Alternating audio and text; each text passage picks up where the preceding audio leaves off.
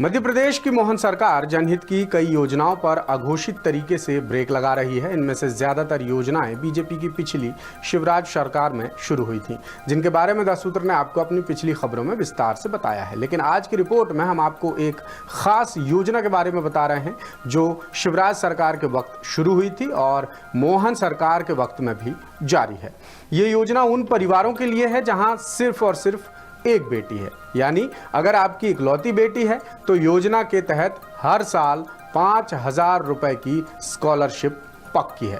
आखिर कौन सी है वो योजना, कैसे और कब कर सकते हैं आवेदन और क्या हैं नियम और शर्तें, देखिए हमारी ये रिपोर्ट।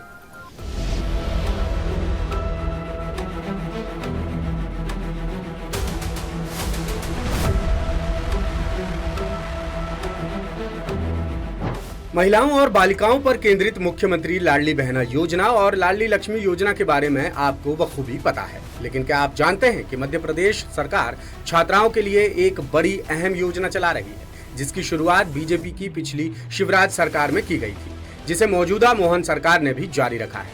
इस योजना का मकसद छात्राओं को अच्छी शिक्षा के लिए प्रोत्साहित करना है, जिसके लिए सरकार बालिकाओं को हर साल 5,000 रुपए की स्कॉलरशिप दे रही है।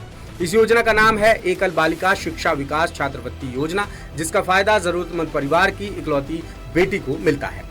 मध्य प्रदेश सरकार ने ये योजना 11वीं और 12वीं में पढ़ने वाली बेटियों के लिए शुरू की है। सबसे खास बात यह है कि ये योजना शहरी और ग्रामीण क्षेत्रों के सभी वर्गों के लिए है, जिसके तहत मान्यता प्राप्त गैर सरकारी स्कूलों में पढ़ने वाली उन छात्राओं की पढ़ाई के लिए सालाना 5,000 रुपए दिए जाते हैं, जिनकी मंथली स्कूल ट्यूशन फीस 1,500 रुपए से कम है। अब आपको आवेदन के नियम और शर्तें बताते हैं। सबसे पहली शर्त यह है कि माता पिता मध्य प्रदेश के मूल निवासी हों। इसके अलावा स्कॉलरशिप उन लड़कियों को मिलेगी जो अपने माता पिता की इकलौती संतान है। मध्य प्रदेश माध्यमिक शिक्षा मंडल की 10वीं की परीक्षा में 60% या ज्यादा अंक मिले हों, जिसकी मार्कशीट जमा करनी होगी। कक्षा 11वीं या 12वीं में छात्रा पढ़ाई कर रही हो और स्कूल की ट्यूशन फीस 1,500 रुपए प्रति महीने से कम होनी चाहिए। माता पिता के सरकारी सेवा में होने पर कार्यालय प्रमुख की ओर से सत्यापित इकलौती संतान का प्रमाण पत्र या राशन कार्ड होना चाहिए। साथ ही माता पिता के सरकारी सेवा में ना होने पर इकलौती संतान का गैर स्टाम्प दस्तावेज पर सेल्फ अटेस्टेड घोषणा पत्र या राशन कार्ड की सत्यापित प्रति जमा करनी होगी। अब जान लेते हैं कि आवेदन के लिए कौन कौन से दस्तावेज जरूरी है। पासपोर्ट साइज फोटो, आधार कार्ड, मूल निवासी प्रमाण पत्र, एकल संतान प्रमाण पत्र, ration card, school ID card, 10वीं या 11वीं की मार्कशीट और बैंक पासबुक। अब बात करते हैं आवेदन प्रक्रिया की।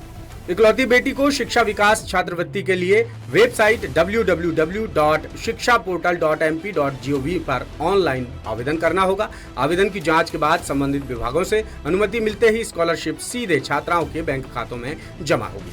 ज्यादा जानकारी के लिए संबंधित स्कूल के प्रिंसिपल या समकक्ष अधिकारी से संपर्क किया जा सकता है। लेटेस्ट, इन्वेस्टिगेटिव और इन डेप्थ खबरें देखने के लिए ज्वाइन कीजिए द सूत्र का व्हाट्सएप चैनल, सब्सक्राइब कीजिए यूट्यूब चैनल, लाइक कीजिए फेसबुक पेज और पढ़ते रहिए वेबसाइट www.dasudr.com।